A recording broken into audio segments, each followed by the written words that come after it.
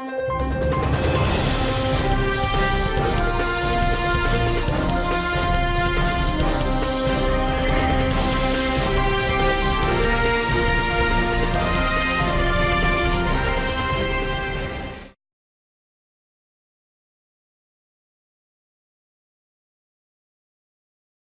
savez, le parti Leni avait prévu cela. C'est pour ça que notre troisième congrès statutaire tenu à Vaughan a lancé l'appel de Vaughan. Le parti disait qu'il est difficile de faire le choix des hommes. Quand vous choisissez un homme, on trouvera toujours des défauts sur lui. Les autres vont se dire pourquoi pas moi, pourquoi il a choisi l'autre, pourquoi il ne m'a pas choisi. Et alors on va trouver les défauts de celui-là qu'on a choisi. Et eux-mêmes, ils vont se mettre en œuvre à le descendre pour se dire que c'est lui qui est le meilleur.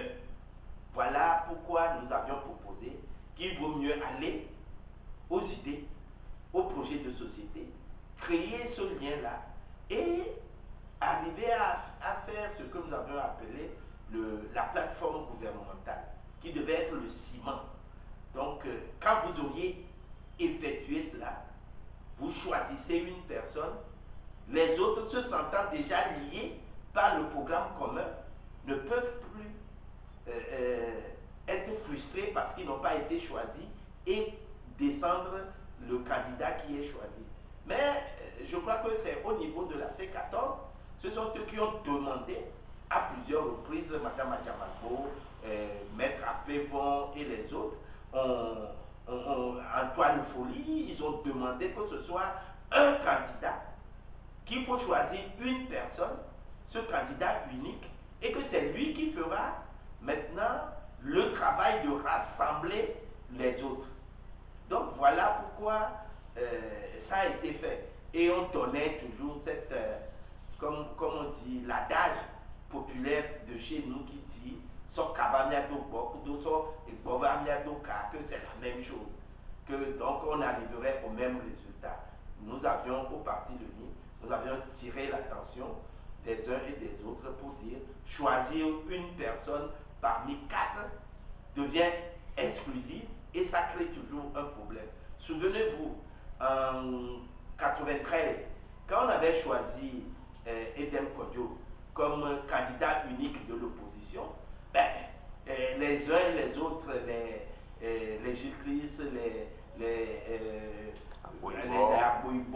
les leaders de l'époque ont commencé par tirer sur le candidat jusqu'à ce que Edem Kodjo, le premier ministre Edem Kodjo, a dû démissionner et que le Côte 2 n'a plus eu de candidat. Pour nous, au Parti Leni, nous ne voulons plus réveiller le syndrome du Côte 2 en commençant par tirer sur le candidat que Monseigneur Kodjo a favorisé à choisir. Donc, je crois que ceux qui sont aigris, on leur demande de faire de bon cœur mauvaise fortune parce qu'ils n'ont pas été choisis, de prendre le candidat choisi comme les leurs et se dire ce n'est pas pour rien qu'il a été choisi, il a été choisi pour nous rassembler, pour que nous ayons en 2020 l'alternance. Ceux qui en 93 ont dit oh, 5 ans après, nous allons battre et il y a des mains pour prendre le pouvoir. Aujourd'hui, ils se mettent le doigt dans la bouche pour se dire on aurait dû, en 93, accepter M. Edem Kodjo avec ses défauts pour avoir l'alternance. Nous disons en 2020, acceptons Kodjo, Agbeyome, Gabriel avec ses défauts et ses qualités qui sont énormes pour obtenir l'alternance. Nous sommes dans cette dynamique. Ceux qui parlent de Flo Jardin, le parti Leni a été le premier à dire, quand on a créé le FRAC, que pourquoi ils acceptent que M. Agbeyome Kodjo vienne avec eux faire une manifestation à la place Fleur Jardin. Nous avions écrit là-dessus. Mais tous l'ont déjà intégré. Tous l'ont déjà intégré. Nous, on a dit, on attend la commission de Monseigneur Barriga, Vérité, Justice et Réconciliation.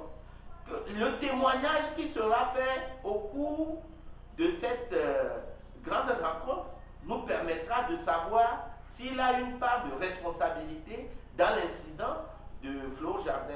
Je rappelle que moi, j'étais à l'époque président de la commission d'organisation matérielle du Code 2. Et donc nous avions participé. Nous étions au Code 2 en tant que président de la jeunesse de l'UFC à l'époque, la cheville ouvrière des leaders. Et nous savions tout ce qui s'est passé. Et je crois que le témoignage du Premier ministre Edem Kodjo en est la preuve que ce qui s'est passé n'est pas l'œuvre uniquement, n'est pas l'œuvre de la police, parce que le ministre de l'administration territoriale a sous ses commandements la police, et que c'est plutôt des militaires et des gens organisés pour cela. Donc je crois que dans la chaîne de commandement, on ne peut pas lui amputer toute cette responsabilité-là. Il a fait son mea culpa, les gens ont accepté qu'on peut l'admettre parmi nous, et donc ils ont fait le frac avec lui.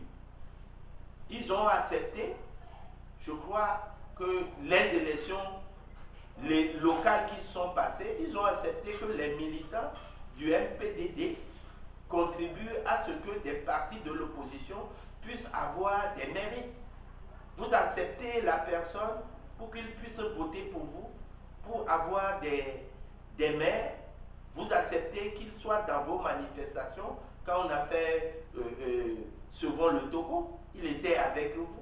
Donc pendant tout ce temps, vous avez taire volontairement ce que vous lui reprochez aujourd'hui. Ce n'est pas parce qu'il est choisi aujourd'hui que nous allons revenir sur ce que nous-mêmes, nous lui avons concédé. Le principe de dire qu'il est un avatar du RPT ou un avatar de UNIR, nous devons accepter les conséquences. C'est qu'il ne doit pas être avec nous, c'est qu'il ne doit pas participer à nos activités, c'est que son parti ne doit pas voter pour nos partis pour que nous ayons des postes de maire. Moi, je prends pour l'exemple la mairie de Vaud 2, la mairie de Vaud 1 et de Vaud 3. Sans le MPDD, les autres partis de l'opposition ne peuvent pas avoir ces sièges de maire et de responsabilité. Cela s'est fait dans d'autres, même à Lomé, un peu partout. Je crois que ce qu'on lui reproche, nous l'avions déjà, par principe, accepté, qu'il est des nôtres.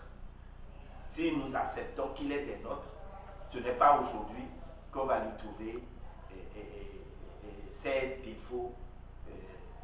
L'histoire du Togo, les historiens vont se pencher réellement sur les événements et définir la part de responsabilité. Mais en termes politiques, nous l'avons accepté. Sur le débat politique, nous l'avons accepté. Nous l'avons accepté, il a joué des rôles importants avec nous.